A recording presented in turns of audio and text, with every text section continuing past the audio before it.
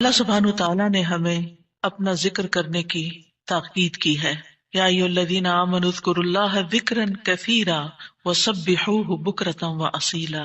تو ہمارے لیے لازم ہے کہ ہم اس عمل کی طرف توجہ کریں ہر حال میں، چاہے نماز میں ہو، چاہے نماز کے بعد ہو، یا دیگر اوقات میں، جو اللہ تعالیٰ کو بے حد پسند ہے، اور وہ ہے اللہ کا ذکر۔ اور قرآن مجید کے بیشتر مقامات پر اللہ سبحانہ تعالیٰ نے اس کی تاکید کی ہے۔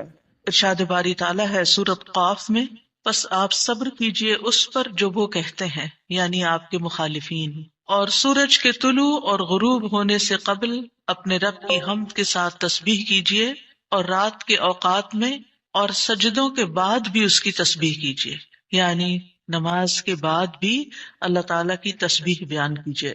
یہاں پر جو خطاب ہے وہ نبی صلی اللہ علیہ وسلم سے ہے۔ فاصبر علی ما یقولون، یعنی آپ کے دشمن، یہ مشرکین آپ کے خلاف جو باتیں کرتے ہیں، ان کی باتوں پر آپ صبر کیجئے۔ جو آپ کو جھٹلا رہے ہیں، جو آپ کو دھمکیاں دے رہے ہیں، جو آپ کے خلاف سازشیں کر رہے ہیں، اس کا جواب آپ صبر کے ساتھ دیجئے، اور اس کے برعکس آپ اپنا تعلق اللہ تعالیٰ سے زیادہ مضبوط کر لیجئے۔ یعنی کتنی خوبصورت تعلیم ہے ہمارے دین کی کہ جب لوگ مخالفت کریں تو بجائے اس کے کہ ان سے الجھنا شروع کر دیں اور ان کی باتوں کا جواب دینے لگیں اور خود کو ڈیفینڈ کرنا شروع کر دیں، کرنے کا کام کیا ہے کہ ہم اللہ کی طرف توجہ کریں، رغبت کریں، دعا کریں، اللہ کی تسبیح بیان کریں، اس کی حمد بیان کریں۔ اسی لیے آگے فرمایا وَسَبِّحْ بِحَمْدِ رَبِّكَ، اور اپنے رب کی حمد کے ساتھ اس کی تسبیح بیان کریں، یعنی اللہ سبحانہ تعالیٰ کو ان باتوں سے پاک قرار دیں جو باتیں یہ مشرکین اللہ سبحانہ تعالیٰ سے منسوب کرتے ہیں، اور اس کے ساتھ ساتھ اللہ سبحانہ تعالیٰ کی شان بلند کریں، اس کی تعریف بیان کریں، اس کی ایسی صفات بیان کریں جو اس کے شایان شان ہیں، اور یہ نفی اور اس بات دونوں مل کر اللہ کے کمال کو ثابت کرتے ہیں۔ اور یہاں تسبیح سے مراد یا تو ظاہری تسبیح ہے، یعنی اللہ تعالیٰ کی پاکی بیان کرنا، یا پھر اس سے مراد نماز ہے، یعنی جب لوگوں کی باتیں تکلیف دیں تو آپ اللہ سے نماز کے ذریعے مدد مانگیں۔ فَاسْتَعِینُوا بِالصَّبْرِ وَالصَّلَاةِ، اور پھر قبل طلوع الشمس سے مراد فجر کی نماز جو سورج طلوع ہونے سے پہلے ہوتی ہے، اور قبل الغروب سے مراد ظہر اور عصر کی نمازیں ہیں۔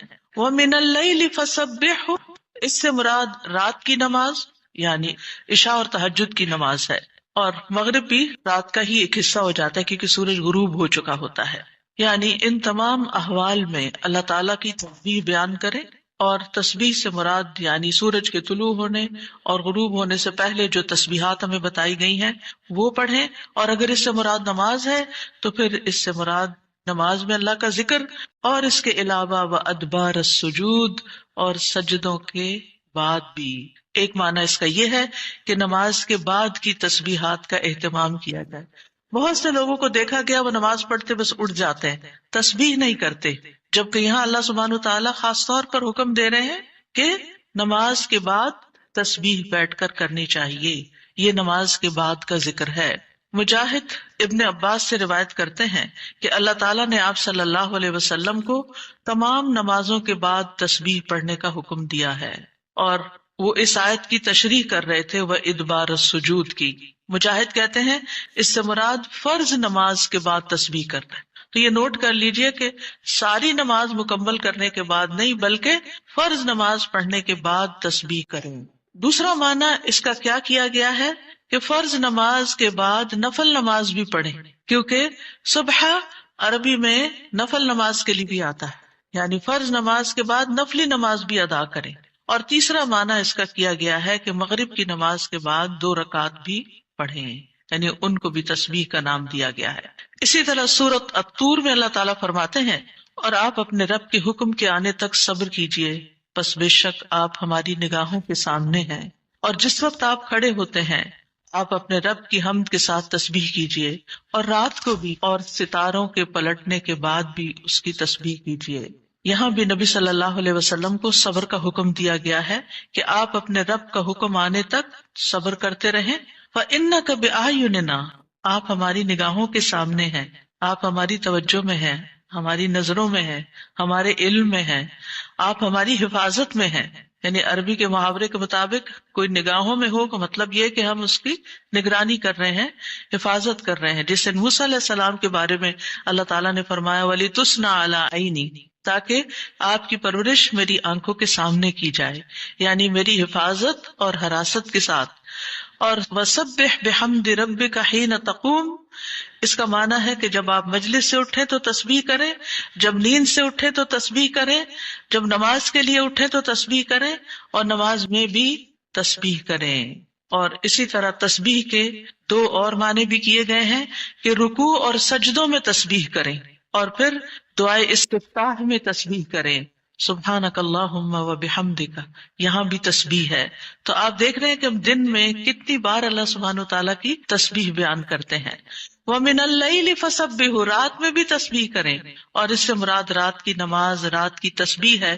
جیسے بیڈ پہ جاتے ہوئے تسبیحات فاطمہ نبی صلی اللہ علیہ وسلم نے حضرت فاطمہ کو سکھائی تھی تاکہ ان کی تھکاوٹ دور ہو جائے۔ نماز کے علاوہ بھی تسبیح کرتے رہنا چاہیے۔ ادبار النجوم کے بھی تین معنی ہیں۔ ایک معنی کیا گیا ہے فجر سے پہلے کی 2 رکعتیں پڑھنا۔ نبی صلی اللہ علیہ وسلم یہ رکعتیں نہ سفر میں چھوڑتے تھے نہ گھر میں، کبھی بھی آپ نے یہ سنت نماز نہیں چھوڑی۔ اور پھر اسی طرح اس سے مراد فجر کی 2 رکعات بھی لی گئی، اور نماز کے بعد کی تسبیح بھی مراد ہے۔ ان دونوں آیات سے پتہ چلتا ہے کہ نماز کے بعد بھی ذکر کرنے کی اہمیت اور ضرورت ہے، جس سے بہت سے لوگ غافل ہوتے ہیں۔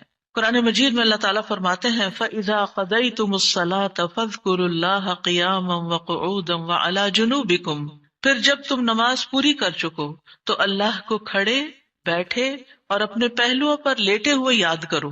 یعنی بعض اوقات ایسا ہوتا ہے کہ آپ نماز پڑھ لیتے ہیں اور پھر سمجھتے ہیں کہ ہم اللہ کے ذکر سے فارغ ہو گئے اور اب ہم دنیا کے کام میں لگ جائیں۔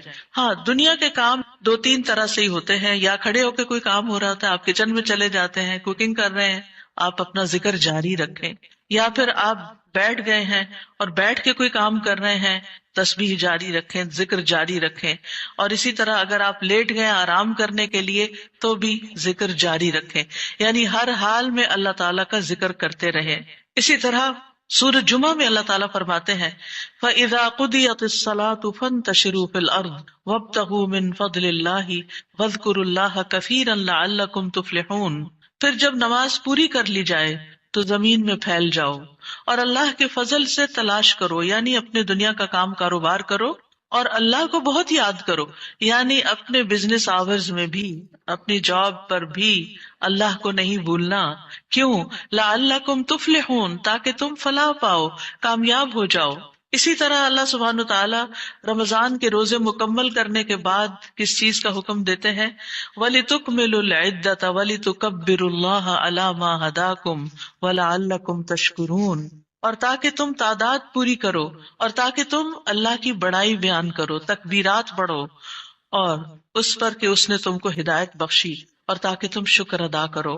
اسی طرح حج کے مناسک ادا کرنے کے بعد بھی ذکر کا حکم ہے فَإِذَا قَضَيْتُم مَّنَاسِكَكُمْ فَاذْكُرُوا اللَّهَ كَذِكْرِكُمْ آبَاءَكُمْ أَوْ أَشَدَّ ذِكْرًا، پھر جب تم اپنے حج کے مناسک پورے کر چکو تو اللہ کو یاد کرو جس طرح اپنے باپ دادا کو یاد کیا کرتے تھے، بلکہ اس سے بھی زیادہ یاد کرنا۔ یعنی باپ دادا کو یاد کرنے، ماں باپ کو یاد کرنے سے بھی زیادہ اللہ کا ذکر کیا کرو، اللہ سبحانہ وتعالیٰ کو زیادہ یاد کیا کرو، کیونکہ انسانوں کی یاد انسانوں کو دکھی کرتی ہے، لیکن اللہ کی یاد دلوں کے اطمینان کا باعث بنتی ہے، دلوں کے اندر سکون کا باعث بنتی ہے۔ الا بذکر اللہ تطمئن القلوب، خبردار اللہ کے ذکر سے دلوں کو اطمینان نصیب ہوتا ہے۔ تو آپ نے دیکھا کہ تمام عبادات کے بعد ذکر کا حکم ہے، تسبیح کا حکم ہے، تکبیر کا حکم ہے۔ اسی طرح نماز کے بعد خاص طور پر، یعنی نماز پڑھتے ہی اٹھ نہیں جانا چاہیے، بلکہ وہاں بیٹھ کر بھی اللہ کا ذکر کرنا چاہیے، اور اس میں غفلت نہیں برتنی چاہیے اور سستی نہیں ہونی چاہیے۔ بعض لوگ سلام پھیرتے ہی سنت پڑھنے کے لیے کھڑے ہو جاتے ہیں، جیسے آج کل تراویح میں جلدی ہوتی ہے لوگوں کو، تو بس فرض نماز پڑھی، آیت الکرسی کا بھی ٹائم نہیں ملتا کہ جلدی سے سنت کا ہوتا ہے کہ اگر آیت الکرسی پڑھنے بیٹھ گئے تو سنت رہ جائے گی، امام صاحب تراویح شروع کر دیں گے۔ میں سوچتی ہوں کہ جب گھر سے نکل ہی آئے اللہ کی یاد کے لیے تو کم از کم مسنون مستحب طریقے سے ہی ہم ساری عبادات کریں، تاکہ وہ دل کو پھر اطمینان بھی نصیب ہو۔ بہرحال ایک نماز کے بعد فوراً اگلی نہیں شروع کر دینی چاہیے، اس کے بیچ کے وقفے میں اللہ کا ذکر کرنا چاہیے۔ نبی صلی اللہ علیہ وسلم فجر کی نماز کے بعد طلوع آفتاب تک نماز کی جگہ بیٹھے رہتے تھے، اور فجر ارلی شروع کرتے تھے، اندھیرے میں شروع کرتے تھے، اور فجر پڑھنے کے بعد بیٹھے رہتے اور ذکر کرتے رہتے۔ سماک بن حرب کہتے ہیں، میں نے جابر بن سمرہ سے عرض کیا، کیا آپ رسول اللہ صلی اللہ علیہ وسلم کے پاس بیٹھے تھے؟ انہوں نے فرمایا کہ ہاں، بہت زیادہ، میں بہت بیٹھتا رہا ہوں آپ کے پاس۔ آپ اپنی نماز کی جگہ سے کھڑے نہیں ہوتے تھے جس جگہ صبح کی نماز پڑھتے تھے جب تک کہ سورج نہ نکل آتا، پھر جب سورج نکل آتا تو آپ کھڑے ہو جاتے۔ اسی طرح ایک اور روایت میں آتا ہے، نبی صلی اللہ علیہ وسلم جب فجر کی نماز پڑھتے تھے تو اپنی جگہ بیٹھے رہتے یہاں تک کہ سورج خوب اچھی طرح طلوع ہو جاتا، تو پھر اس وقت کیا کرتے تھے؟ اشراق کے نوافل۔ تو اس سے آپ اندازہ لگائیں، کیا ہم میں سے کوئی یہ کہہ سکتا ہے کہ میں رسول اللہ صلی اللہ علیہ وسلم سے زیادہ مصروف انسان ہوں، میں زیادہ بزی ہوں، میرے بہت کام ہے، میرے پاس بیٹھنے کا وقت نہیں ہے؟ نہیں، یہ صرف نفس کا دھوکہ ہوتا ہے۔ نفس ہمیں دھوکہ دیتا ہے کہ دیکھو، پہلے تم اٹھے ہو تہجد کے لیے، پھر تم نے پڑھی نماز اور پھر پڑھے اذکار، اور اب تم پھر بیٹھ کے اور انتظار کرو، اٹھو کچھ اور کام کرو، اچھا میرا وہ کام بھی ہے، میرا وہ کام بھی ہے، اور اس طرح ہم اپنے آپ کو تسلیاں دے کر اپنی جگہ سے اٹھ جاتے ہیں اور ذکر میں کوتاہی کر جاتے ہیں، جبکہ مستحب یہی ہے کہ اسی جگہ بیٹھ کر چاہے آپ تلاوت قرآن کریں، چاہے آپ صبح شام کے اذکار، یہی وقت ہے ان کا سورج نکلنے سے پہلے، اور حفاظت کے لیے جو پڑھتے ہیں وہ انہی اوقات میں پڑھے جاتے ہیں۔ لہٰذا اس وقت آپ وہ بھی پڑھ سکتے ہیں، آپ تسبیحات کر سکتے ہیں، آپ کوئی بھی اور ذکر، آپ قرآن مجید کا مطالعہ کر سکتے ہیں، تفسیر کی کوئی کتاب پڑھ سکتے ہیں، کوئی تفسیر کا لیکچر سن سکتے ہیں، اپنی تجوید درست کر سکتے ہیں، یعنی کہ کوئی سبق یاد کر سکتے ہیں، یعنی کوئی بھی چیز ذکر کی قسم کی آپ اس وقت میں تسلی کے ساتھ کر سکتے ہیں تاکہ یہ سنت پوری ہو جائے، کیونکہ اس کا اجر و ثواب بہت ہے۔ جو شخص اسی جگہ بیٹھا رہے اور پھر نفل پڑھ کے اشراق کے اٹھے تو اس کو حج عمرے کا ثواب ملتا ہے۔ نبی صلی اللہ علیہ وسلم نے صحابہ کو نماز کے بعد کے اذکار سکھائے۔ ابن تیمیہ رحمہ اللہ کہتے ہیں کہ نبی صلی اللہ علیہ وسلم جب لوگوں کو نماز پڑھاتے تھے تو آپ سلام پھیرنے کے بعد دعا نہیں کرتے تھے، اور نہ صحابہ ایسا کرتے تھے، نہ صبح کی نماز میں، نہ عصر کی نماز میں، نہ دیگر نمازوں میں، بلکہ آپ سے ثابت ہے کہ آپ اپنا چہرہ اصحاب کی طرف کر لیتے، یعنی پلٹ کے واپس بیٹھ جاتے، اللہ کا ذکر کرتے اور ان کو سکھاتے تھے۔ یعنی اذکار اور دعا میں تھوڑا سا فرق ہے۔ دعائیں زیادہ سے زیادہ سلام پھیرنے سے پہلے کر لیتے تھے، اور جو اذکار ہوتے تھے جیسے تسبیحات ہیں یا صبح شام کے اذکار ہیں یا باقی اذکار ہیں وہ بعد میں کر لیتے تھے، جیسے لا الہ الا اللہ وحدہ لا شریک لہ، اور اسی طرح دیگر اذکار جو ہیں۔ اور سلام پھیرنے کے بعد اللہ کا ذکر کرنا یعنی زیادہ مستحب ہے، اگرچہ دعا بھی کر سکتے ہیں، یعنی منع نہیں ہے۔ بعض علماء یہ کہتے ہیں کہ نبی صلی اللہ علیہ وسلم نے جو دبر الصلاۃ کا لفظ استعمال کیا نماز کے پیچھے، تو اس سے مراد نماز کے بعد بھی ہے۔ حضرت عائشہ کہتی ہیں کہ نماز کے بعد کے اذکار شیشے کو صاف کرنے کے بعد اس کو چمکانے کی طرح ہے، یعنی نماز میں آپ نے اپنی صفائی کر لی اور اب بعد کے اذکار کے جو آپ کو اور زیادہ چمکا رہے ہیں۔ نماز نور ہے، یہ دل کو صاف کر دیتی ہے، دل کو روشن کر دیتی ہے، جیسے کہ شیشے کو صاف کیا جاتا ہے، اور نماز کے بعد ذکر کرنا ایسا ہے جیسا کہ شیشے کو چمکایا جاتا ہے۔ فرشتے بھی دعائیں کرتے ہیں۔ رسول اللہ صلی اللہ علیہ وسلم نے فرمایا، جب تک تم اپنے مصلی پر جہاں تم نے نماز پڑھی تھی بیٹھے رہو اور ریاح خارج نہ کرو، گیس پاس نہ کرو، تو فرشتے تم پر برابر درود بھیجتے رہتے ہیں۔ یعنی اگر کوئی شخص فجر کی نماز پڑھ کے اپنے وضو کی حالت میں سورج نکلنے تک بیٹھا رہتا ہے تو آپ اپنے لیے بھی ذکر کر رہے ہیں اور فرشتے بھی آپ کے لیے دعائیں کر رہے ہیں۔ کیا دعا کرتے ہیں؟ اللہم اغفر لہ، اللہم ارحمہ، اے اللہ اس کی مغفرت فرما، اے اللہ اس پر رحم فرما۔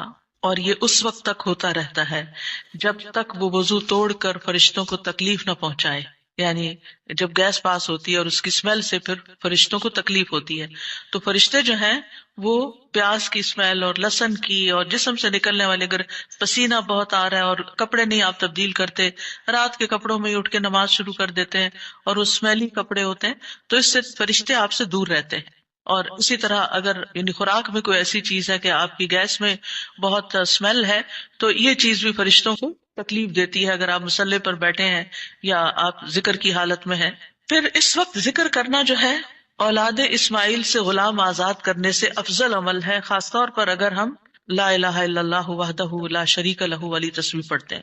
ابو امامہ سے مروی ہے، رسول اللہ صلی اللہ علیہ وسلم نے فرمایا، سورج طلوع ہونے تک میں بیٹھ کر اللہ تعالیٰ کا ذکر کروں، اس کی بڑائی، اس کی حمد و تسبیح اور تحلیل کروں، یہ مجھے اولاد اسماعیل میں سے 2 غلام آزاد کرنے سے زیادہ محبوب ہے۔ یعنی اس وقت کا ذکر ایسا ہے جیسے آپ نے اتنا بڑا صدقہ بھی کر دیا۔ اسی طرح عصر کے بعد سورج غروب ہونے تک ذکر کرنا مجھے اولاد اسماعیل میں سے 4 غلام آزاد کرنے سے زیادہ محبوب ہے۔ یعنی عصر پڑھ کر بھی آپ مغرب تک ذکر کر سکتے ہیں، اگر عام دنوں میں نہیں تو آپ جمعے کے دن تو کر ہی سکتے ہیں، کیونکہ اس دن دعائیں قبول ہوتی ہیں۔ لیکن عموماً ہم اپنی غفلت اور سستی کی وجہ سے کوئی اور کام شروع کر دیتے ہیں، اور ہم ان قیمتی اوقات کی قدر نہیں کرتے، ہماری پرائرٹیز نہیں ہوتی۔ یعنی انسان کو جب پتہ چلتا ہے کہ یہ بزنس کا پیک آور ہے تو وہ کیا کرتا ہے؟ اس وقت کہیں اور سیر کو چلا جاتا ہے؟ نہیں، اس وقت وہ سارے کام چھوڑ کر اس کام کی طرف متوجہ ہو جاتا ہے جو اس کو سب سے زیادہ فائدہ دینے والا ہے۔ تو اسی طرح بعض سلف صالحین کہتے ہیں کہ ہم نے جمعے کے دن عصر کے بعد مغرب تک جو دعا کی ہماری قبول ہوئی، یعنی یہ قبولیت دعا کا خاص وقت ہوتا ہے۔ جیسے صبح کا وقت بکرتن نماز فجر سے لے کر سورج نکلنے تک کا ہے، بڑا ہی قیمتی وقت ہے ذکر اذکار کے لیے۔ اسی طرح عصر کی نماز سے لے کر مغرب تک کا وقت بھی بڑا ہی قیمتی ہے۔ تو اس میں آپ دیکھیے، خصوصاً آج کل آپ روزے سے ہیں، روزہ دار کی بھی دعا قبول ہوتی ہے، اور اس میں بھی امت کے نیک لوگوں کا طریقہ یہی رہا ہے کہ وہ روزہ کھلنے سے پہلے سارے کام چھوڑ دیتے تھے اور ذکر اذکار میں مصروف ہو جاتے تھے، دعائیں کرنے میں مصروف ہو جاتے تھے۔ تو آپ بھی اپنے لیے کچھ پلان اس طرح کریں کہ جمعے کا دن اور ہم کم از کم رمضان کا مہینہ عصر کا وقت جو ہے اس سے پہلے اپنے کام ختم کر کے مصلی پہ بیٹھے یا کرسی پہ بیٹھے، یا لیٹنا چاہتے تو لیٹ جائیں، کیونکہ پہلی آیت یہی بتائی گئی تھی نا کہ آپ کھڑے یا بیٹھے یا لیٹے ہر حال میں اللہ کا ذکر کر سکتے ہیں۔ الذین یذکرون اللہ قیاما وقعودا وعلی جنوبہم، وہ جو اللہ کا ذکر کرتے ہیں کھڑے، بیٹھے اور لیٹے، جس بھی پوزیشن میں آپ کرنا چاہیں آپ ذکر کر سکتے ہیں، اور اس میں تسبیح کیجئے، حمد و ثنا کیجئے اللہ تعالیٰ کی، اور دعائیں مانگیے۔ اور الحمدللہ ہمارے پاس کتابوں کی شکل میں دعاؤں کا اتنا پیارا ذخیرہ ہے، جو مسنون اوتھینٹک دعائیں قرآن و سنت سے ہم نے جمع کی ہیں۔ اگر زبانی یاد ہے تو بہت ہی اچھا کہ دل لگا کے زبانی پڑھے، اور اگر زبانی یاد نہیں تو ان کو کھول لیجئے اور پڑھنا شروع کر دیجئے، اور صرف پڑھتے نہ جائیں۔ اس وقت کوئی قرات کا وقت نہیں ہے، یہ مانگنے کا وقت ہے۔ دیکھ دیکھ کر اس طرح پڑھیں دعا کو جیسے آپ مانگ رہے ہیں اللہ تعالیٰ سے، تو انشاءاللہ آپ کے دین، دنیا، آخرت کے سارے مسائل حل ہوں گے، اور ایک پرامن پرسکون زندگی بسر کریں گے اگر ان اوقات کی آپ قدر کر لیں، کیونکہ جو قبولیت کے اوقات ہیں ان کو گنوانا نہیں چاہیے، ان کو ہاتھ سے جانے نہیں دینا چاہیے۔ آپ صبح فجر کے وقت مثلاً اگر رمضان میں ہر روز 1 سپارہ پڑھتے ہیں، آدھا سپارہ فجر کے بعد پڑھ لیں، آدھا سپارہ عصر کے بعد پڑھ لیں، تو اس طرح بیلنس بھی ہو جائے گا، آپ کا دل نہیں گھبرائے، کیونکہ ہمارا نفس جو ہے نا وہ اتنا آزاد منشا کہ وہ کہیں ایک جگہ بیٹھنے کی قید قبول نہیں کرتا، وہ بار بار ہمیں کہتا ہے اچھا فون چیک کر لو، اچھا وہ کر لو، وہ کر لو، اور توجہ اور یکسوئی سے ہمیں ذکر اذکار نہیں کرنے دیتا۔ تو اس کو ٹیم کرنے میں، اس کو ڈسپلن کرنے میں وقت لگے گا، لیکن ونس ایک دفعہ آپ عادی ہو گئے، آپ نے اس گھوڑے کو قابو کر لیا، آپ نے اس کو بٹھا لیا، جیسے بچے کو بٹھانے میں مشکل ہوتی ہے لیکن جب بیٹھ جاتے پھر بیٹھ جاتے، تو پھر انشاءاللہ آپ دیکھیں گے کہ آپ کے لیے یہ گھڑیاں بڑی پر لذت ہو جائیں گی، آپ ان گھڑیوں کو انجوائے کریں گے، آپ کا اور زیادہ دل چاہے گا کہ کاش یہ اور لمبی ہو جائیں۔ اچھا روزہ کھل گیا، ابھی تو میرا یہ بھی اور یہ بھی ٹارگٹ پورا نہیں ہوا۔ پھر اسی طرح یہ ہے کہ رسول اللہ صلی اللہ علیہ وسلم نے فرمایا، جو شخص فجر کی نماز جماعت کے ساتھ پڑھنے کے بعد بیٹھ کر اللہ کا ذکر کرتا رہے یہاں تک کہ سورج نکل آئے، پھر 2 رکعتیں پڑھے، اس کے لیے 1 حج اور عمرے کا ثواب ہے۔ انس فرماتے ہیں پھر رسول اللہ صلی اللہ علیہ وسلم نے 3 بار فرمایا، پورا پورا پورا، یعنی پورا ثواب حج عمرے کا، پورا ثواب حج عمرے کا، پورا ثواب۔ یعنی آپ سوچئے کہ حج عمرہ کرنا کوئی آسان کام ہے؟ مشکل کام ہے، جس میں مال بھی انوالو ہے، آپ کے ایفرٹ بھی، آپ کا گھر چھوڑنا بھی، سب کچھ، لیکن اگر آپ کو ایک مصلی پہ بیٹھ کے اتنا بڑا اجر و ثواب ملتا ہے تو اور کیا چاہیے۔ صرف بات ہے اپنے نفس کو منانے کی، اپنے دل کو اور اپنے آپ کو ڈسپلن کرنے کی. اور ایک دفعہ آپ نے شروع کر لیا اور اگر نہیں ہو پا رہا تو اللہ سے دعا کریں کہ اللہ تعالیٰ توفیق دے دے، اللہ تعالیٰ آسان کر دے، تو انشاءاللہ آپ کے لیے آسانی بھی ہو جائے گی. پھر اسی طرح نبی صلی اللہ علیہ وسلم نے فرمایا، اللہ تعالیٰ فرماتا ہے کہ میں اپنے بندے کے ساتھ ہوتا ہوں جب وہ مجھے یاد کرتا ہے اور میری یاد میں اپنے ہونٹ ہلاتا ہے. اور ایسے لوگ جو ذکر میں آگے ہوتے ہیں وہ درجات میں بھی بہت آگے ہیں، سبقت لے جانے والے ہیں، فالسابقون السابقون ہیں. رسول اللہ صلی اللہ علیہ وسلم نے فرمایا مفردون سبقت لے گئے. صحابہ نے پوچھا یا رسول اللہ مفردون کون ہوتے ہیں؟ آپ صلی اللہ علیہ وسلم نے فرمایا جو اللہ کے ذکر میں مشغول رہتے ہیں، یعنی ہر وقت ان کا دھیان اپنے رب کی طرف ہوتا ہے، کیونکہ ذکر میں دل میں بھی یاد ذکر کہلاتا ہے، زبان سے کچھ بولنا بھی ذکر ہے، اور اس کے علاوہ قرآن کی تلاوت، نماز، یہ ساری ذکر کی قسمیں ہیں. یعنی کچھ فارمل ہے، کچھ انفارمل ہے، کچھ خبر ہے یعنی جیسے تسبیحات وغیرہ ہوتی، کچھ میں دعا ہوتی ہے، طلب ہوتی ہے، اللہ تعالیٰ سے اپنی حاجت مانگتے ہیں. یہ ساری چیزیں ذکر میں شمار ہوتی ہیں. اب آ جاتے ہیں ہم نماز کے بعد کے اذکار کے متعلق، اور یہ اذکار بھی آپ کو اس کتاب میں ملیں گے، نماز کے اذکار، یعنی نماز کے اندر کے ذکر بھی اور نماز کے بعد کے بھی. نماز کا سلام پھیرتے ہی نماز ختم ہو جاتی ہے، اس کے بعد سب سے پہلے کہنا چاہیے اللہ اکبر ایک بار، اور تھوڑا سا بلند آواز سے، جس سے پتہ چلے کہ نماز پڑھ لی. اللہ اکبر. ابن عباس کہتے ہیں میں نبی صلی اللہ علیہ وسلم کی نماز کے مکمل ہونے کو تکبیر کی وجہ سے سمجھ جاتا تھا. یعنی مثلا کوئی نفل پڑھ رہا ہے تو آپ کو نہیں پتہ چلتا کہ پڑھ چکا یا نہیں، لیکن اگر اس نے بلند آواز سے کہہ دیا اللہ اکبر تو پتہ چل گیا کہ ہاں اس کی نماز مکمل ہو گئی ہے. کیوں اللہ اکبر کہیں؟ کہ اللہ ہر چیز سے بڑا. آپ دیکھیں ہم نے نماز کا آغاز کس سے کیا تھا؟ اللہ اکبر سے کیا تھا، اور نماز میں کئی بار ہم نے اللہ اکبر کہا، اور اب نماز کے اختتام پر بھی اللہ اکبر، رمضان کے اختتام پر بھی اللہ اکبر، یعنی اللہ کی تکبیر بیان کرنا. اللہ سبحانہ وتعالیٰ قرآن مجید میں فرماتے ہیں اتل ما اوحی الیک من الکتاب واقم الصلاۃ ان الصلاۃ تنہی عن الفحشاء والمنکر ولذکر اللہ اکبر واللہ یعلم ما تصنعون. کتاب میں سے جو آپ کی طرف وحی کیا گیا ہے اس کی تلاوت کیجیے اور نماز قائم کیجیے، بے شک نماز بے حیائی اور برائی سے روکتی ہے، اور یقیناً اللہ کا ذکر تو سب سے بڑی چیز ہے اور اللہ کو معلوم ہے جو کچھ تم کرتے ہو. تو اللہ کا ذکر سب سے بڑی چیز، اور اس ذکر میں اللہ کو سب سے بڑا قرار دینا سب سے بڑی چیز.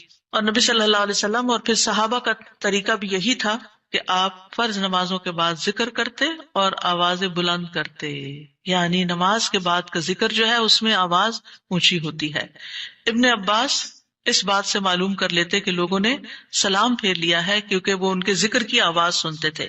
یعنی مطلب یہ ہے کہ نماز کے بعد اللہ اکبر بھی اونچی آواز میں، استغفر اللہ استغفر اللہ استغفر اللہ یہ بھی ذرا اونچی آواز میں. یعنی ایک ہوتا ہے سری ذکر یعنی دل ہی دل میں پکارنا، اور ایک ہوتا ہے جاہری جس میں یہ ذکر جو نماز کے بعد ہوتا ہے اس کو تھوڑا اونچی آواز میں کرنا چاہیے. اور جس طرح وتر ختم ہونے کے بعد سبحان الملک القدوس سبحان الملک القدوس سبحان الملک القدوس ذرا اونچی آواز میں کہنا چاہیے. تو نبی صلی اللہ علیہ وسلم اس ذکر کو ہمیشہ اونچی آواز میں کرتے تھے.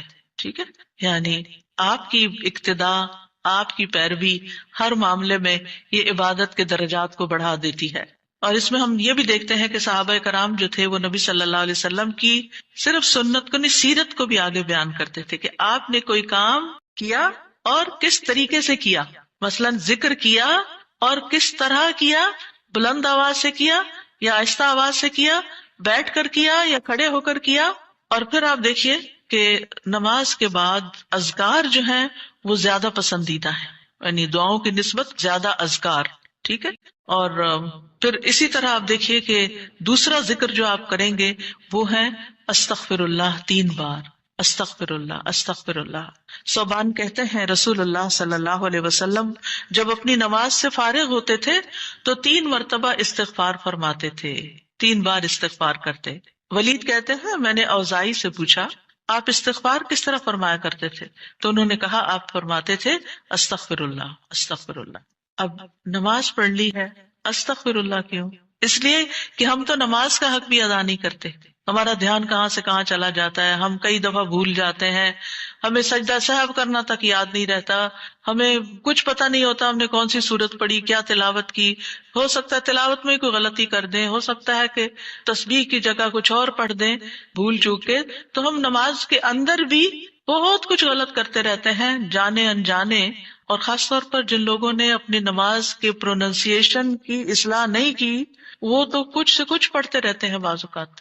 یعنی پروننسیشن صحیح نہ ہونا جو ہے وہ الفاظ کے مطلب کو ہی بدل دیتا ہے. اس لیے پہلی پرائرٹی میں کوئی ایسا ٹیچر ڈھونڈیے کہ جو آپ کی نماز سن کے اس کا پروننسیشن آپ کو ٹھیک کر دے. بہرحال نماز کے بعد استغفر اللہ استغفر اللہ.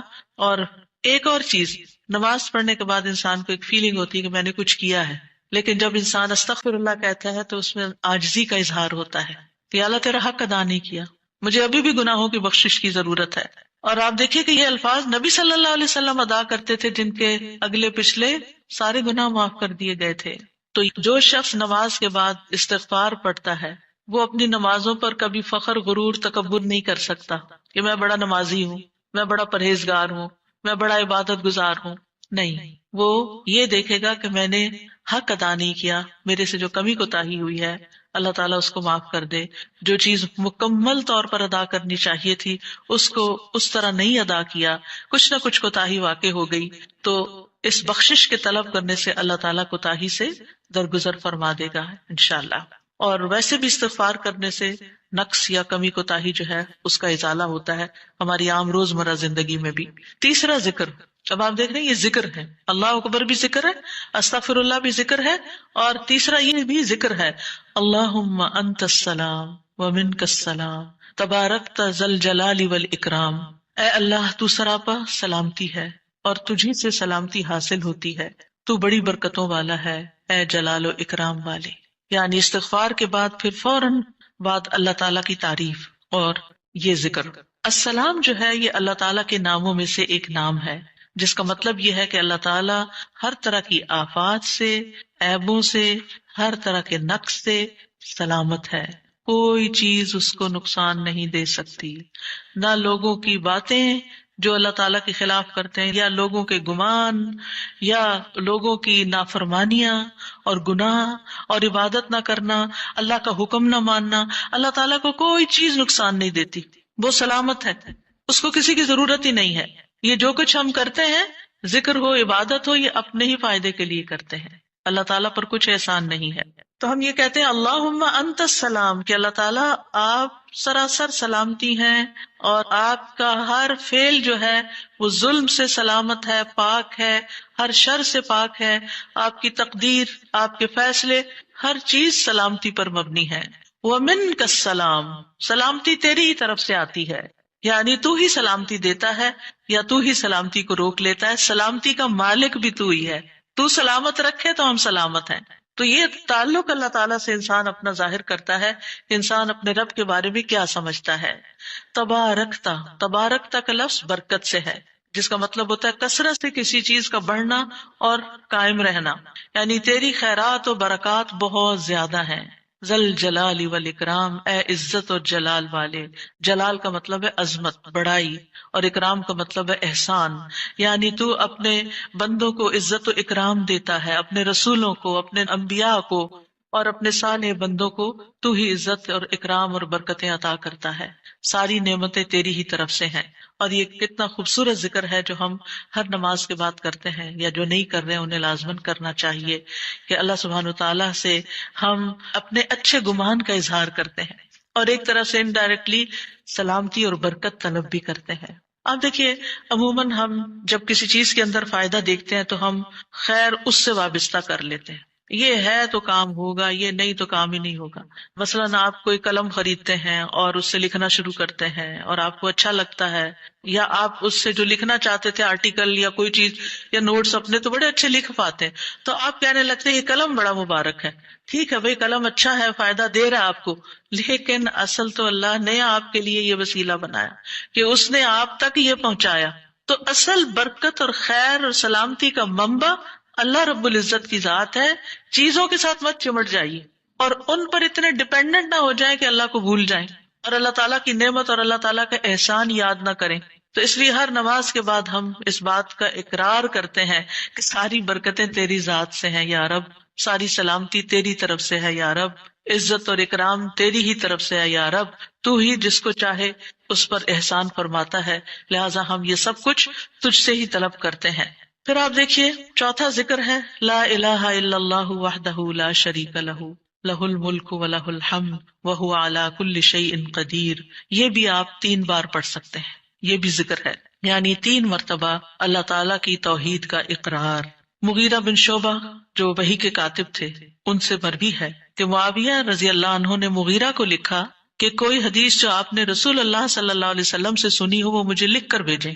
راوی کہتے ہیں کہ مغیرہ رضی اللہ عنہ نے انہیں لکھا کہ میں نے آپ صلی اللہ علیہ وسلم سے سنا ہے آپ اپنی نماز سے فارغ ہونے کے بعد 3 مرتبہ یہ پڑھا کرتے تھے لا الہ الا اللہ وحدہ لا شریک لہ لہ الملک ولہ الحمد وہو علی کل شیء قدیر۔ سب سے پہلے توحید کا اقرار کہ اللہ ایک ہے، وہی الہ ہے، وہی خالق ہے، مالک ہے، رب ہے، معبود ہے۔ پھر اس بات کا انکار کہ کوئی اس کا شریک ہو، لا شریک لہ، اور پھر لہ الملک، بادشاہت بھی اسی کی ہے، معبود بھی وہی ہے، بادشاہ بھی وہی ہے، اور ایسا بادشاہ ہے وَلَهُ الْحَمْدُ کہ اس کی تعریف ہے۔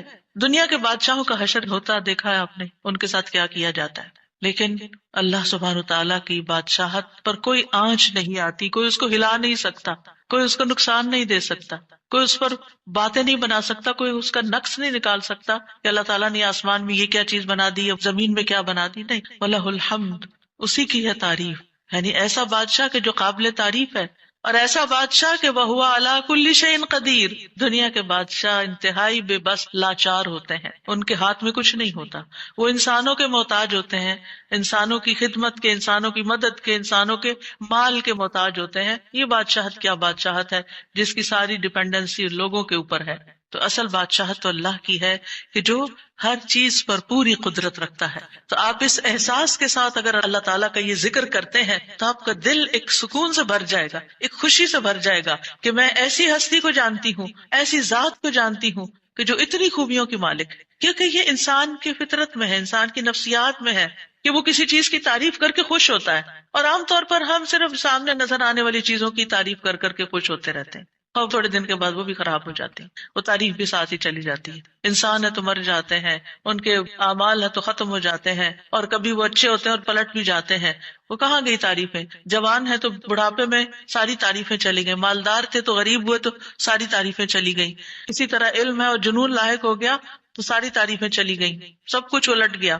اور دنیا کے یہ سارے نظارے آپ نے دیکھے ہوں گے کہ جب ہر نعمت لوگوں پر الٹ جاتی، اسی لیے ہم دعا کرتے ہیں نا کہ اللہم انی اعوذ بک من زوال نعمتک، کہ اللہ نعمتوں کے زوال سے بچانا۔ یہ انتہائی تکلیف دہ چیز ہے، لیکن یہ ایک دنیا کا قانون ہے، یہ سب کچھ ہوتا ہے اور ہماری آنکھیں دیکھتی ہیں، لیکن اللہ سبحانہ وتعالی ان سب چیزوں سے پاک ہے، اس کو کوئی زوال نہیں اور اس کا کوئی کچھ بگاڑ نہیں سکتا، اور وہ ہر چیز پر پوری طرح قادر ہے، جو چاہے کر سکتا ہے، اور تعریف اسی کے لیے ہے۔ 5واں ذکر لا الہ الا اللہ وحدہ لا شریک لہ لہ الملک ولہ الحمد وہو علی کل شیء قدیر اللہم لا مانع لما اعطیت ولا معطی لما منعت ولا ينفع ذا الجد منک الجد۔ اللہ کے سوا کوئی الہ نہیں، وہ اکیلا ہے، اس کا کوئی شریک نہیں، بادشاہت اسی کی ہے اور تمام تعریف اسی کے لیے ہے، اور وہ ہر چیز پر پوری طرح قدرت رکھنے والا ہے۔ اے اللہ، جو کچھ تو نے دیا ہے اسے کوئی روکنے والا نہیں، اور جو کچھ تو نے روک دیا اسے کوئی دینے والا نہیں، اور کسی مالدار کو تیری بارگاہ میں اس کا مال نفع نہیں پہنچا سکتا۔ ابتدا میں تو وہی اللہ کی توحید بیان ہوئی، اس کی بادشاہت اور اس کی حمد کا ذکر ہے اور اس کی قدرت کا ذکر ہے، اور اس کے بعد کہ جو اللہ نے دیا، جو وہ دینا چاہتا ہے اسے کوئی روک نہیں سکتا۔ یہاں بھی آپ دیکھیں مانگ کچھ نہیں رہی، یہ ذکر ہے، یہ دعا نہیں، یہ کیا ہے؟ ذکر ہے، اور جو کچھ تو نے روک دیا کوئی دے ہی نہیں سکتا، اور سارے ہی مالدار فقیر ہیں، اور خاص طور پر تیرے سامنے فقیر ہیں۔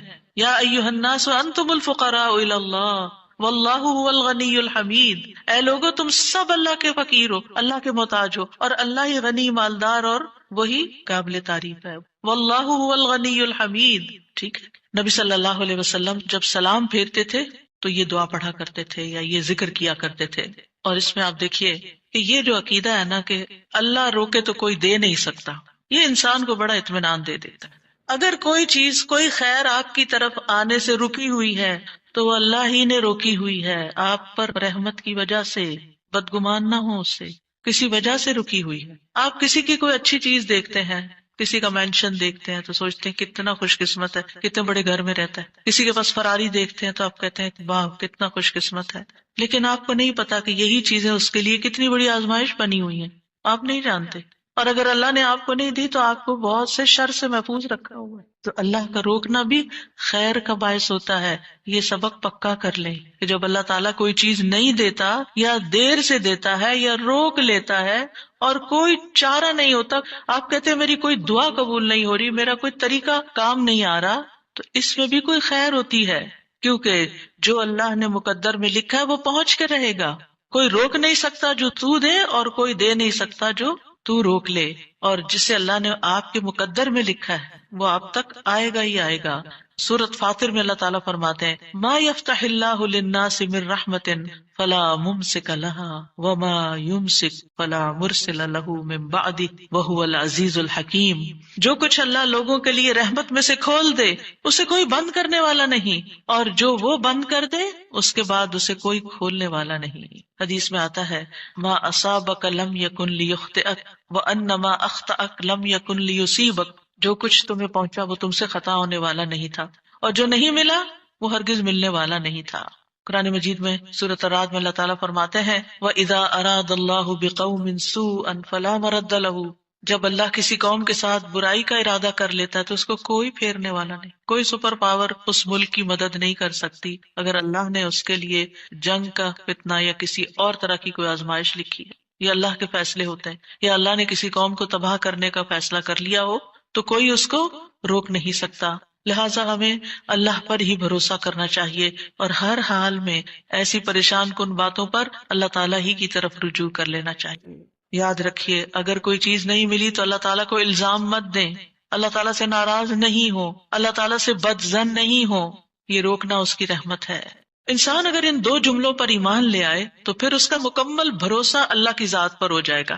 وہ رزق کے بارے میں اللہ پر ہی توکل کرے گا، نقصان کو دور کرنے اور بھلائی کو پانے کے لیے اللہ پر ہی بھروسہ کرے گا، وہ اللہ کو اپنے لیے کافی سمجھے گا۔ یعنی جہاں کہیں دل چھوٹا ہوا، جہاں کہیں کوئی پریشانی آئی، کہتے حسبی اللہ و نعم الوکیل، اللہ کار ساز یعنی کام بنانے والا اللہ ہی میرے لیے کافی ہے، وہ میرا کام بنائے گا، وہ میری مشکل آسان کرے گا۔ تو یہ توحید ربوبیت اور الوہیت پر مشتمل جملے ہیں۔ ابن تیمیہ کہتے ہیں یہ حدیث دو عظیم اصولوں پر مشتمل ہے۔ نمبر 1 توحید ربوبیت، اور وہ ہے جسے اللہ دینا چاہے اسے کوئی روک نہیں سکتا، اور جسے وہ روک دے اسے کوئی نہیں دے سکتا، بس بندہ اللہ ہی پر توکل کرتا ہے اور اسی سے مانگتا رہتا ہے، کیونکہ دینا جو اس نے ہے، تو پھر کسی اور سے کیوں مانگے گا، کسی اور سے توقع لگا کے کیوں بیٹھ جائے گا، کسی اور کے در پہ کیوں جائے گا، اس کو پتا ہے صرف اللہ ہی نے کرنا ہے جو کرنا ہے۔ اس سے عقیدہ توحید پکا ہوتا چلا جاتا ہے کہ صرف اللہ ہی نے کرنا ہے۔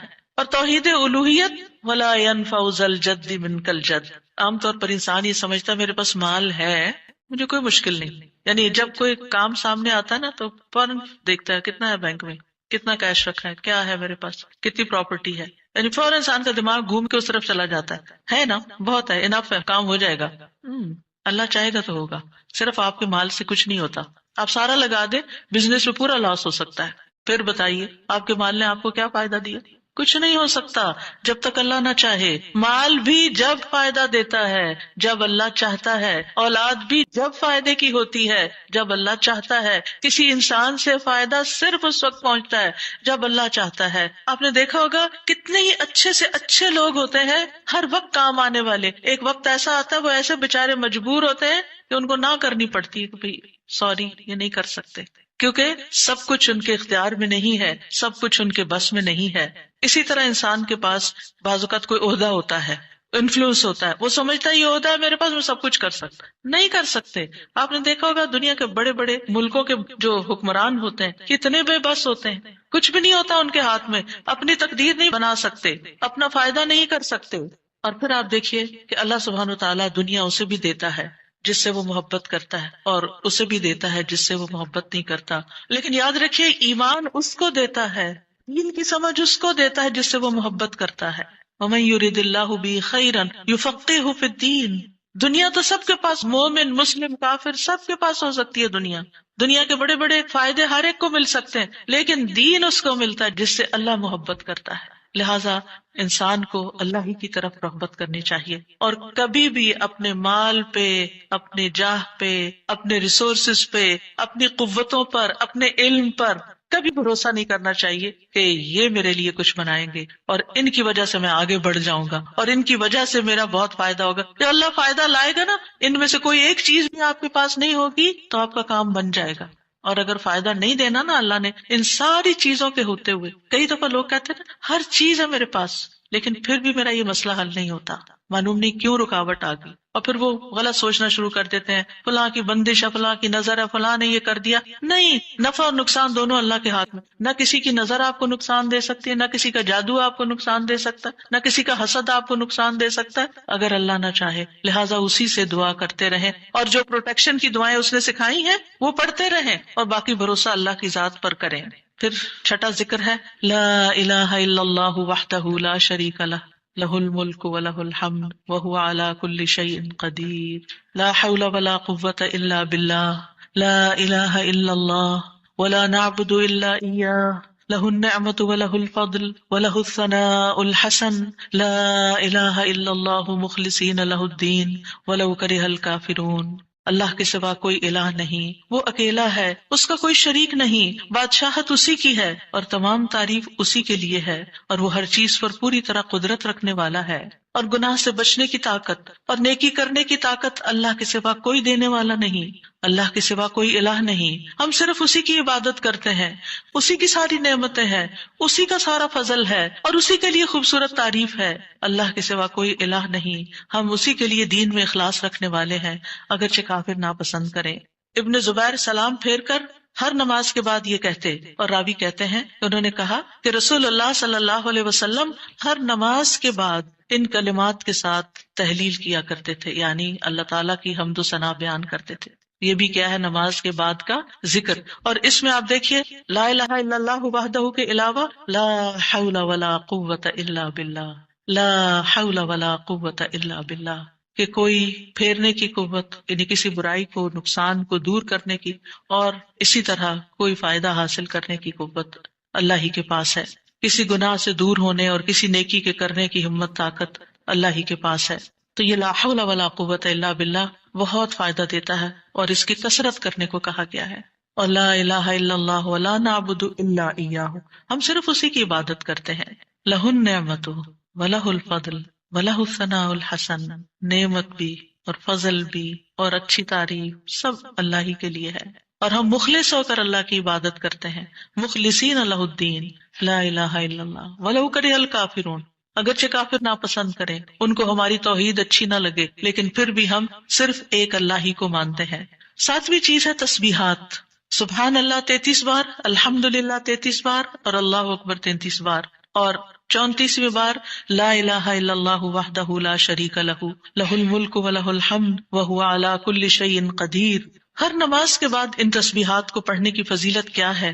ابو ہریرہ کہتے ہیں رسول اللہ صلی اللہ علیہ وسلم نے فرمایا، جس آدمی نے ہر نماز کے بعد 33 مرتبہ سبحان اللہ، 33 مرتبہ الحمدللہ اور 33 مرتبہ اللہ اکبر کہا تو یہ 99 کلمات ہو گئے.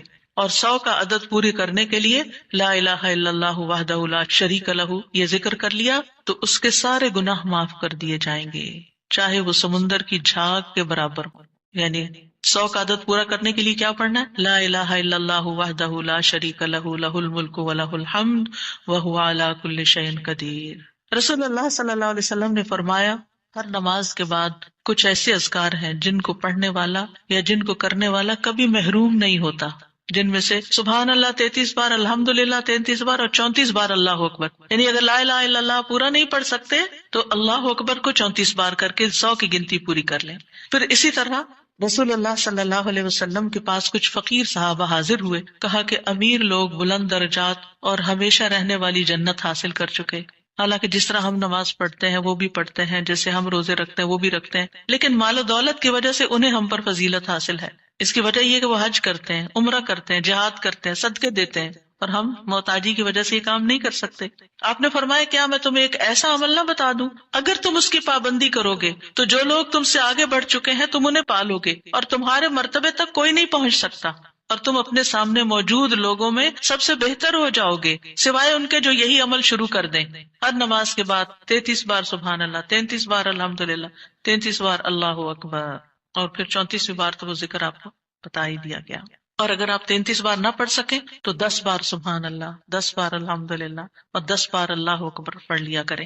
یعنی اگر جلدی ہے تو پھر 10 بار بھی پڑھ سکتے ہیں. نبی صلی اللہ علیہ وسلم نے فرمایا 2 عمل ایسے ہیں اگر کوئی مسلمان بندہ ان کی پابندی کر لے تو جنت میں داخل ہوگا، اور وہ بہت آسان ہے مگر ان پر عمل کرنے والے بڑے کم ہیں. وہ کیا ہیں؟ ہر نماز کے بعد 10 بار سبحان اللہ، 10 بار الحمدللہ، 10 بار اللہ اکبر. فرمایا زبان کی ادائیگی کے اعتبار سے تو 150 بار ہے، یعنی 5 نمازوں میں 10 بار، اور ترازو میں 1500 ہوں گے.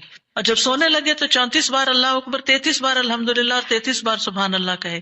زبانی طور پر تو یہ 100 ہے مگر میزان میں یہ تسبیحات 1000 ہوں گی. اور وہ کہتے ہیں یقیناً میں نے رسول اللہ صلی اللہ علیہ وسلم کو دیکھا، آپ انہیں اپنے ہاتھ سے شمار کرتے تھے. اور پھر کہتے ہیں دائیں ہاتھ سے، تو کرنے کا طریقہ کیا ہے؟ 3 دفعہ اوپر کو جائیے سبحان اللہ سبحان اللہ سبحان اللہ، اور 3 دفعہ نیچے کو آ جائیے سبحان اللہ سبحان اللہ سبحان اللہ. ایک انگلی پہ 6 بار ہو گیا. تو آپ کی 5 انگلیاں تو 5 کو 6 دفعہ ضرب دیں تو کیا ہوتا ہے؟ 30، اور 3 دفعہ اور پڑھ لیں، اور اگر 34 ہے تو ایک اور پڑھ لیں. تو اس طرح ایک ہی ہاتھ پر، دائیں ہاتھ پر یہ تسبیحات آسانی سے پڑھی جا سکتی ہیں، کیونکہ ہاتھ سے تسبیح کرنا زیادہ پسندیدہ ہے. حضرت عبداللہ بن عمر کہتے ہیں میں نے رسول اللہ صلی اللہ علیہ وسلم کو دیکھا، آپ داہنے ہاتھ کی انگلیوں پر تسبیح کو شمار کرتے تھے، اور آپ نے صحابیات کو حکم دیا تھا کہ وہ اللہ کی تکبیر، تقدیس، تحلیل کی پابندی اختیار کریں اور اپنی انگلیوں پر شمار کریں، کیونکہ ان سے سوال ہوگا اور یہ بلوائی جائیں گی. قیامت کے دن ہاتھ بولیں گے، تو اگر ان پہ تسبیح آپ پڑھتے ہیں تو یہ بول کے بتائیں گے ہم تو اللہ کا ذکر کرتے رہے. 8ویں چیز ہے آیت الکرسی. اللہ لا الہ الا هو الحی القیوم لا تأخذه سنة ولا نوم له ما في السماوات وما في الارض من ذا الذي يشفع عنده الا باذنه يعلم ما بين ايديهم وما خلفهم ولا يحيطون بشيء من علمه الا بما شاء وسع كرسيه السماوات والارض ولا يؤوده حفظهما وهو العلی العظیم. پورا اللہ کا تعارف ہے. اللہ وہ ہے کہ اس کے سوا کوئی معبود نہیں، وہ زندہ ہے، ہر چیز کو قائم رکھنے والا ہے، نہ اسے کچھ اونگ پکڑتی ہے اور نہ کوئی نیند. اسی کا ہے جو کچھ آسمانوں میں ہے اور جو کچھ زمین میں ہے. کون ہے جو اس کے پاس اس کی اجازت کے بغیر سفارش کرے؟ وہ جانتا ہے جو کچھ ان کے سامنے اور جو کچھ ان کے پیچھے ہے، اور وہ اس کے علم میں سے کسی چیز کا احاطہ نہیں کر سکتے مگر جتنا وہ چاہے. اس کی کرسی آسمانوں اور زمین کو سمائے ہوئے ہے، اور اسے ان دونوں کی حفاظت یعنی آسمان اور زمین کی حفاظت تھکاتی نہیں، اور وہی سب سے بلند، سب سے بڑا ہے. ہر نماز کے بعد آیت الکرسی پڑھنے کی فضیلت یہ ہے کہ جو شخص نماز کے بعد اس کو پڑھ لیتا ہے اور اس نماز کے بعد اس کی ڈیتھ ہو جاتی ہے تو فرمایا اس کو موت کے علاوہ کوئی چیز جنت میں جانے سے نہیں روک سکتی. مر گیا تو سیدھا جنت میں. یہ قرآن مجید کی سب سے افضل آیت ہے. ابو ذر غفاری کہتے ہیں میں مسجد حرام میں داخل ہوا اور رسول اللہ صلی اللہ علیہ وسلم کو اکیلے دیکھ کر آپ کے پاس آ کے بیٹھ گیا. میں نے کہا یا رسول اللہ صلی اللہ علیہ وسلم کون سی آیت افضل ہے جو آپ پہ نازل ہوئی؟ آپ نے فرمایا آیت الکرسی.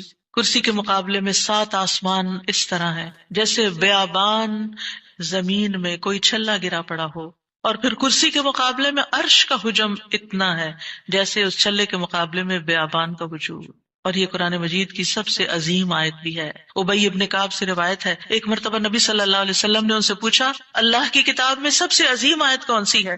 انہوں نے کہا اللہ اور اس کا رسول ہی زیادہ جانتے ہیں. آپ نے یہ سوال کئی مرتبہ دہرایا تو ابی ابن کعب نے کہا آیت الکرسی. یہ سن کر آپ نے فرمایا ابو المنذر تمہیں تمہارا علم مبارک ہو، اس ذات کی قسم جس کے ہاتھ میں میری جان ہے. عرش کے پائے کے پاس یہ اللہ بادشاہ کی پاکیزگی بیان کرتی ہوگی، اس کی ایک زبان اور 2 ہونٹ ہوں گے، یعنی جو لوگ اس پڑھیں گے وہ ان کے حق میں ایک طرح سے گواہ ہوگی. 9ویں چیز جو نماز کے بعد پڑھنی چاہیے وہ ہے معوذات. سورۃ الاخلاص، سورۃ الفلق، سورۃ الناس. پہلی سورت میں اللہ تعالیٰ کی توحید بیان ہوئی ہے، دوسری سورت میں انسان کو پناہ مانگنے کے لیے کہا گیا ہے. کہہ دیجئے میں مخلوق کے رب کے پناہ پکڑتا ہوں اس چیز کے شر سے جو اس نے پیدا کی، اور اندھیری رات کے شر سے جب وہ چھا جائے، اور گرہوں میں پھونکنے والیوں کے شر سے، اور حسد کرنے والے کے شر سے جب وہ حسد کرے. انہی چیزوں کا خوف رہتا ہے نا، کوئی جادو کر دے گا، کوئی حسد کر لے گا. ہر نماز کے بعد پڑھیں گے، کس وقت وہ کرے گا؟ اس کو تو آپ موقع ہی نہیں دے رہے کہ وہ جادو کرے یا آپ سے حسد کرے. ہر دو نمازوں کے بیچ میں جو کوئی ایسا فتنہ فساد آیا اس کا ازالہ ہوتا چلا جائے گا. عقبہ بن عامر کہتے ہیں کہ رسول اللہ صلی اللہ علیہ وسلم نے مجھے حکم دیا تھا کہ میں ہر نماز کے بعد معوذات پڑھا کروں، یعنی یہ تینوں صورتیں پڑھا کروں. 10ویں چیز ہے ربی اعنی علی ذکرک و شکرک و حسن عبادتک، اللہ کے ذکر، اس کے شکر اور اچھی عبادت پر اللہ کی مدد مانگنا. معاذ بن جبل کہتے ہیں کہ رسول اللہ صلی اللہ علیہ وسلم نے میرا ہاتھ پکڑا اور فرمایا اے معاذ، اللہ کی قسم میں تم سے محبت کرتا ہوں. کتنے خوش قسمت تھے معاذ رضی اللہ عنہ. میں نے عرض کیا یا رسول اللہ صلی اللہ علیہ وسلم، میں بھی آپ سے محبت کرتا ہوں. تو رسول اللہ صلی اللہ علیہ وسلم نے فرمایا تم پابندی سے ہر نماز میں یہ دعا مانگا کرو، رب اعنی علی ذکرک و شکرک و حسن عبادتک. معاذ رضی اللہ عنہ جو ہے 33 سال کی عمر میں امواس کے طاعون میں شہید ہو گئے تھے. He was only 33 years old. ان کا مقام کیا تھا؟ آپ کی بشارت کے مطابق وہ جنت میں علماء کے قائد ہوں گے، یعنی علماء امت کے جو عالم ہیں ان کو جنت کی طرف لیڈ کر رہے ہوں گے. کس وجہ سے آپ صلی اللہ علیہ وسلم نے ان سے محبت کا اظہار کیا؟ علم کی وجہ سے، علم کے حریص تھے اور نیکی کے کاموں میں آگے آگے، اور اتنی چھوٹی عمر میں عین جوانی کے وقت فوت بھی ہو گئے اور کتنا بڑا درجہ اور مقام پا گئے. ہمیں آج تک یہ سمجھ نہیں آتی کہ کون سے کام ایسے کریں کہ جس سے اللہ کی محبت ملے، جس سے اللہ کا قرب نصیب ہو، اور جس سے ہمیں رسول اللہ صلی اللہ علیہ وسلم کی محبت اور آپ کی شفاعت نصیب ہو. تو یہ ایک دعا ہے ان دعاؤں میں سے جو آپ نے خاص طور پر حضرت معاذ کا ہاتھ پکڑ کے قسم کھا کے محبت کا اظہار کر کے آپ کو یہ دعا سکھائی. چند لفظ ہیں، کیا ہمارے لیے یہ پڑھنا بھی مشکل ہے؟ پھر ہم اپنے لیے اس دنیا سے کیا کما رہے ہیں؟ اگر ہمیں اتنی بھی توفیق نہیں کہ نماز کے بعد ٹک کے یہ 4 کلمے پڑھ لیں تو پھر ہماری نمازیں کیا ہیں؟ ہم نے کیا مانگا اللہ سے؟ ہم تو دنیا کی اور آخرت کی خیر سے محروم ہو گئے. اور یہ دعا آپ دیکھیے اللہم سے بھی شروع ہوتی ہے اور ربی سے بھی شروع ہوتی ہے. دونوں کا ایک ہی تقریباً مطلب ہے، ایک میں الوہیت ہے اور ایک میں ربوبیت ہے. یعنی میں اللہ سے درخواست کرتا ہوں کہ اے اللہ مجھے اپنے ذکر پر، اور ذکر میں قرآن، نماز، تحلیل، تسبیح، استغفار، درود، سب چیزیں شامل ہیں، اللہ مجھے توفیق دے. اور پھر وہ شکر کا، شکر کی بھی توفیق. اور آپ دیکھیے کہ جب ہم دعا مانگتے ہیں نا کہ اللہم انی علی ذکرک، تو مطلب یہ ہے کہ ہماری زبان جو ہے وہ آپ کی اطاعت کرتی رہے، وہ کلمات بولتی رہے جس سے آپ کا ذکر ہوتا رہے. یعنی ایک تو ہے یہ مسنون اذکار ان کا پڑھنا، اور ایک یہ ہے کہ اللہ تعالیٰ کی نعمتوں کا ذکر کرنا، اللہ تعالیٰ کے احسانات کا ذکر کرنا، اللہ تعالیٰ کی قدرت کی نشانیوں کا ذکر کرنا، اللہ کے فضل کا ذکر کرنا. وَأَمَّا بِنِعْمَةِ رَبِّكَ فَحَدِّثْ، یہ بھی ذکر ہے. آپ اپنے بچوں کے ساتھ بات کر رہے ہیں اور اللہ تعالیٰ کے بارے میں کوئی بات کر رہے ہیں، دین کے بارے میں کوئی بات کر رہے ہیں، تو یہ بھی ذکر میں شمار ہو. تو اللہ مجھے توفیق دے، اللہ میری مدد کر. کیونکہ ہمارے پاس وقت بھی ہوتا ہے، ہمارے پاس صلاحیت بھی ہوتی ہے، لیکن ہم توجہ نہیں کرتے، ہم کرتے نہیں ہے کام، کیونکہ توفیق نہیں ہوئی نا. تو ہر نماز کے بعد، چونکہ فرض کے بعد دعا قبول ہوتی ہے، تو یہ دعا مانگنے کو کہا گیا. اور بعض کہتے ہیں اس کو سلام پھیرنے سے پہلے بھی پڑھ سکتے ہیں، جیسے ربی جعلنی پڑھتے ہیں. یا اور کل جو میں نے آپ کو دعائیں بتائی تھی آخر میں نماز کے اختتام پر سلام سے پہلے، وہ سب مسنون اذکار تھے. لیکن علماء نے اس کے علاوہ جیسے ربی جعلنی مقیم الصلاۃ، یہ نبی صلی اللہ علیہ وسلم نے نہیں سکھائی ہمیں کہ نماز کے بعد ضروری یہی پڑھی جائے. لیکن علماء نے کہا کہ جیسے اللہ کی حمد و ثنا ہوتی ہے تشہد میں، پھر اس کے بعد درود شریف ہے، اور پھر اس میں والدین اور اولاد دونوں کے لیے دعا ہے، تو یہ پڑھ لیں. اس کے علاوہ جو چاہے قرآنی اور مسنون دعا یہاں بیٹھ کے پڑھیں، کیونکہ نماز کے اندر دعا مانگنا نماز کے بعد کی دعا سے افضل ہے. قبولیت کے زیادہ چانسز ہیں جس سے اکثر لوگ غافل ہیں. سلام پھیرنے سے پہلے اللہم انی اسألک الجنۃ واعوذ بک من النار 3 دفعہ یہ پڑھ لیں. جو آپ کا دل چاہے پڑھیں، بس اردو میں نہیں، عربی میں یاد کریں کچھ دعائیں، قرآنی دعائیں، مسنون دعائیں اس وقت پڑھتے رہیں. تو پھر دوسرا ہے وہ شکر کا.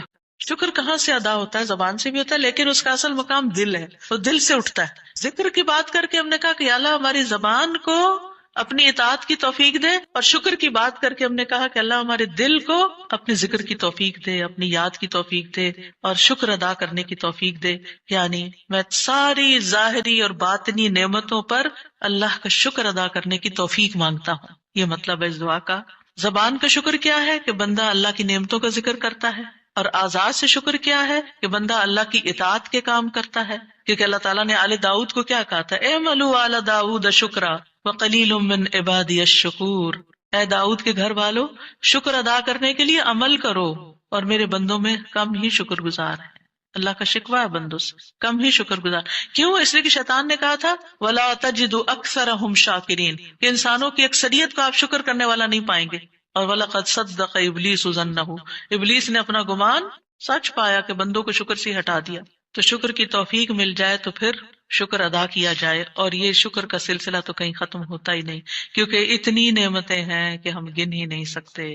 ابن رجب کہتے ہیں کہ دین میں یا دنیا میں اللہ کی ہر نعمت جو بندے کو حاصل ہوتی ہے، اس میں نعمت کا شکر ادا کرنے کی ضرورت ہوتی ہے۔ پھر جو شکر کی توفیق ملتی ہے اس پر بھی شکر ادا کرنے کی ضرورت ہے، یعنی شکر پر بھی شکر، یہ ایک اور نعمت ہے، اس میں دوبارہ شکر ادا کرنے کی ضرورت ہے۔ پھر دوبارہ شکر کیا تو ایک اور نعمت مل گئی، اب کیا ہے ایک اور دفعہ شکر کریں، اور یہ سلسلہ ہمیشہ جاری رہتا ہے، یعنی شکر کا سلسلہ کبھی ختم نہیں ہونا چاہیے، شکر کرتے ہی چلے جائیں۔ وحسن عبادتک، اور اپنی خوبصورت عبادت کی توفیق عطا فرما، اور خوبصورت عبادت اسی وقت ہو سکتی ہے جب اس میں اخلاص ہو، اور نبی صلی اللہ علیہ وسلم کی اتباع ہو، اطاعت ہو۔ اطاعت اعضاء سے کی جاتی ہے، یعنی ہمارے اعضاء، ہاتھ پاؤں، ہمارا جسم یہ عبادت میں مشغول ہوتا ہے۔ بعض اوقات ہم ڈھیروں عبادت کر لیتے، ڈھیر سارے نفل پڑھ لیتے، بہت کچھ کر لیتے، لیکن اس کی کوئی کوالٹی نہیں ہوتی۔ یہاں یہ نہیں کہا گیا کہ کثیر عبادتک، یہاں کیا کہا گیا؟ حسن عبادتک، کہ اللہ خوبصورت عبادت کی توفیق دے۔ امام ابن تیمیہ کے بارے میں آتا ہے کہ جب وہ قید ہوئے تو اپنے سجدوں میں یہ دعا پڑھا کرتے تھے، اللہم اعنی علی ذکرک و شکرک و حسن عبادتک، کیونکہ اللہ کی توفیق کے بغیر ہم یہ کام نہیں کر سکتے۔ جس کی زندگی میں ذکر آ گیا، جس کی زندگی میں شکر آ گیا، اور جس کی زندگی میں خوبصورت عبادت آ گئی، وہ خوش قسمت ترین انسان، اس کو سبھی کچھ مل گیا۔ اور جو ان چیزوں سے محروم ہے تو ہر خیر سے محروم ہے، چاہے دنیا کی قارون جیسی دولت اس کے پاس کیوں نہ ہو، پوری دنیا اس کی فین ہو، اس کی تعریفیں کرے اور اس کی فدائی شدائی ہو، کوئی فائدہ نہیں ہے۔ ایک اور دعا ہے رب قنی عذابک یوم تبعث عبادک، اے میرے رب مجھے اس دن کے عذاب سے بچانا جس دن تو اپنے بندوں کو اٹھائے گا۔ 3 بار یہ دعا، پہلا ہمیں اس دن کے عذاب سے بچانا جس دن تو اپنے بندوں کو اٹھائے گا، ایک دفعہ بھی پڑھی جا سکتی، 3 دفعہ کی شرط نہیں ہے۔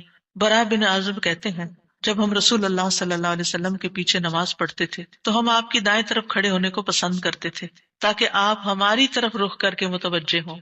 برا کہتے ہیں میں نے آپ کو فرماتے ہوئے سنا، یعنی آپ پلٹ رہے تھے اور کہہ رہے تھے رب قنی عذابک یوم تبعث عبادک، یہ رات کو سوتے ہوئے بھی پڑھا کریں اور نمازوں کے بعد بھی، کہ اللہ اس دن کے عذاب سے بچا لینا جس دن تو بندوں کو دوبارہ پیدا کرے گا۔ 13 اللہم اغفر لی ما قدمت وما اخرت وما اسررت وما اعلنت وما اسرفت وما انت اعلم به منی انت المقدم وانت المؤخر لا الہ الا انت۔ اے اللہ میرے وہ گناہ بخش دے جو میں پہلے کر چکا، جو میں نے بعد میں کیے، اور جو چھپے ہوئے کیے اور جو ظاہر میں کیے، اور جو میں حد سے بڑھا رہا اور وہ جن سے تو مجھ سے زیادہ باخبر ہے۔ تو ہی نیکی اور خیر میں آگے کرنے والا اور پیچھے کرنے والا ہے، تیرے سوا کوئی معبود نہیں۔ نبی صلی اللہ علیہ وسلم سلام پھیرنے کے بعد یہ دعا پڑھا کرتے تھے، یعنی اس دعا کے بارے میں ثابت ہے کہ سلام کے بعد پڑھا کرتے تھے اللہم اغفر لی ما قدمت۔ بات یہ ہے کہ جو نیک لوگوں کی نیکیاں ہوتی ہیں وہ مقربین کے گناہ شمار ہوتے ہیں، یعنی ان کا سٹینڈرڈ اور ہائی ہوتا ہے، ان کی کوالٹی اور اچھی ہوتی ہے، تو اس لیے نبی صلی اللہ علیہ وسلم کے گناہ کوئی نہیں تھے کہ جس کے لیے آپ بخشش مانگتے تھے، ایک تو ہمیں سکھانے کے لیے، اور دوسرا یہ ہے کہ نیکیوں میں سے جو کم درجے کی نیکیاں ہوں ان پر بھی۔ وما اخرت، اور جو عبادت مجھ سے تاخیر ہوئی، کوتاہی ہوئی، جو میں نے لیٹ کی، جس کا حق ادا نہیں کیا۔ وما اسررت، جو میں نے چھپایا، جو میرے دل میں وسوسے اور خیالات آئے، بعض اوقات نماز کے اندر وسوسے آنا شروع ہو جاتے ہیں، تو یا اللہ تو اس کو بھی معاف کر دے۔ وما اعلنت، اور جو میں نے ظاہراً کیے، یعنی وہ اقوال افعال جو سب کے سامنے، لوگوں کے سامنے کوئی بری مثال پیش کی، یعنی یہ نبی صلی اللہ علیہ وسلم کے نہیں، یہ ہمارے لیے ہے کہ ہم بعض اوقات ایسی بات کر جاتے ہیں، ایسا کام کر جاتے ہیں جو دوسروں کو پٹ آف کر دیتا ہے نیکی کے کاموں سے، یا ان کو دین سے ہٹا دیتا ہے، یا اور اسی طرح کی غلطیاں ہم کرتے ہیں۔ اور پھر آپ دیکھیے کہ نبی صلی اللہ علیہ وسلم کی ہمبلنس بھی اس سے پتہ چلتی ہے کہ کتنے آپ ہمبل تھے، کہ سارا کچھ کر کے، بہترین عبادت کر کے پھر بخشش بھی مانگ رہے ہیں۔ اور پھر آپ دیکھیے کہ وما اسرفت، ہر معاملے میں ہم حد سے پار ہو جاتے ہیں، خوشی میں، غم میں، بے صبری میں، ہر چیز میں۔ تو اس کی بھی دعا ہے یہ کہ اللہ جہاں بھی میں حد لمٹ کراس کر رہا ہوں، اللہ مجھے وہ کراس کی ہوئی لمٹ کے آگے جو غلط کام کیا ہے مجھ سے تو وہ بھی معاف کر دے. اور وما انت اعلم بہ منی، اور جو تو مجھ سے زیادہ جانتا ہے. یعنی خاص کے بعد عام کا بھی ذکر ہے، یعنی میں نے تو مانگ لیا جو مجھے سمجھ آتی تھی، اب اس کے علاوہ بھی جو کچھ ہے اس کو بھی آپ معاف کر دیجیے. اور پھر انت المقدم و انت المؤخر، دوسرے روایت میں انت المقدم والمؤخر بھی آتا ہے. جس کو تو چاہتا ہے آگے بڑھا دیتا ہے نیکی میں، جس کو تو چاہتا ہے پیچھے کر دیتا ہے. یعنی یہ نہ سوچیے کہ آج میں اگر نیکیوں میں آگے ہوں تو ہمیشہ ایسے ہی رہوں گی، ہمیشہ ڈرتے رہا کریں، پیچھے بھی ہو سکتے ہیں. تو یا اللہ تو مجھے آگے ہی رکھنا، مراد یہ ہے. اور اگر نبی صلی اللہ علیہ وسلم کے بارے میں ہے تو آپ کی نبوت سب سے آخر میں تھی، وہ ایک پازیٹیو سینس میں ہے، انت المقدم و انت المؤخر. اور پھر اسی طرح یہ ہے کہ قیامت کے دن سب سے پہلے آپ اٹھائے جائیں گے، حالانکہ دنیا میں آپ کی نبوت سب سے آخر میں تھی. تو یہ اللہ تعالیٰ کا فیصلہ ہوتا ہے، جس چیز پر وہ چاہتا ہے اپنے بندوں کو اتارتا ہے، جس کو چاہتا ہے آگے بڑھاتا ہے، جس کو چاہتا ہے عزت دیتا ہے، جس کو چاہتا ہے ذلت دیتا ہے. اور بندوں کے ایک دوسرے پر درجات ہیں. نمبر 14، سبحانک اللہم و بحمدک استغفرک و اتوب الیک. یہ مجلس کے اختتام پر بھی اور نماز کی دعاؤں کے اختتام پر بھی. پاک ہے تو اے اللہ، تیری ہی حمد ہے، میں تجھ سے بخشش مانگتا ہوں، تیری ہی طرف میں رجوع کرتا ہوں. یہ اچھے عمل پر مہر لگانے والے کلمات ہیں. حضرت عائشہ سے روایت ہے کہ رسول اللہ صلی اللہ علیہ وسلم جب کسی مجلس میں بیٹھتے یا نماز پڑھتے یا کچھ کلمات پڑھتے، حضرت عائشہ نے ان کے بارے میں پوچھا تو آپ نے فرمایا اگر کسی شخص نے اس مجلس میں اچھی باتیں کی ہوں گی تو یہ کلمات قیامت تک ان باتوں کے لیے مہر بن جائیں گے، اور اگر اس نے اس مجلس میں کوئی فضول بات کی ہے تو یہ اس کے لیے کفارہ بن جائیں گے. اور اس کے دیگر روایات بھی ہیں، یعنی دیگر طرق بھی ہیں اس دعا کے.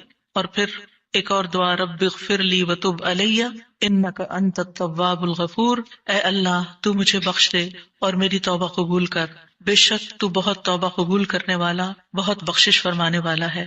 فجر اور مغرب کی نماز کے بعد کا خاص ذکر لا الہ الا اللہ وحدہ لا شریک لہ لہ الملک ولہ الحمد یحیی ویمیت وہو علی کل شیء قدیر. اللہ کے سوا کوئی الہ نہیں، وہ اکیلا ہے، اس کا کوئی شریک نہیں، بادشاہت اسی کی ہے، تمام تعریف اسی کے لیے ہے، اور وہ ہر چیز پر پوری قدرت رکھنے والا ہے. اور سلام کے بعد تشہد کی حالت میں اگر آپ بیٹھے بیٹھے یہ ذکر کرتے ہیں، یعنی مصلی سے اٹھنے سے پہلے یہ ذکر کرتے ہیں، تو نبی صلی اللہ علیہ وسلم نے فرمایا جس نے نماز مغرب اور صبح کی نماز کے بعد اتحیات میں اٹھنے سے پہلے اپنی ٹانگ کو دوہرا کیے ہوئے، یعنی جس پوزیشن میں آپ بیٹھے اسی پوزیشن میں بیٹھے بیٹھے 10 بار یہ ذکر کیا، اللہ تعالیٰ اس کے لیے 10 نیکیاں لکھ لیتا ہے، 10 گناہ اس سے دور کر دیتا ہے، 10 درجے اس کے بلند کر دیتا ہے. اس کے لیے ہر بری چیز سے حفاظت، شیطان مردود سے پناہ دینے والے یہ کلمات ہوتے ہیں. کوئی گناہ سوائے شرک کے اس کو نہیں پہنچتا، اور یہ اس روز عمل میں سب لوگوں سے افضل ہوتا ہے. یعنی صبح کے وقت اگر کوئی یہ پڑھ کے اٹھتا ہے مصلی سے تو یہ سب لوگوں سے افضل ہوتا ہے، سوائے اس شخص کے جس نے اس کے برابر یا اس سے زیادہ ان کلمات کو پڑھا ہو. اور ایک اور روایت میں ہے جو یہ 10 مرتبہ مغرب کے بعد پڑھے گا، اللہ اس کی حفاظت کے لیے اسلحہ بردار فرشتے بھیجے گا جو اس کی صبح تک شیطان سے حفاظت کریں گے. اللہ تعالیٰ سے دعا ہے کہ اللہ تعالیٰ ہمارے ان اعمال کو قبول کرے اور ہمیں اس ذکر کی توفیق دے. میں یہ پڑھتے ہوئے سوچ رہی تھی کہ جو شخص یہ ساری دعائیں پڑھے نماز کے بعد، اس کے پاس فضول کام کرنے کا کون سا وقت باقی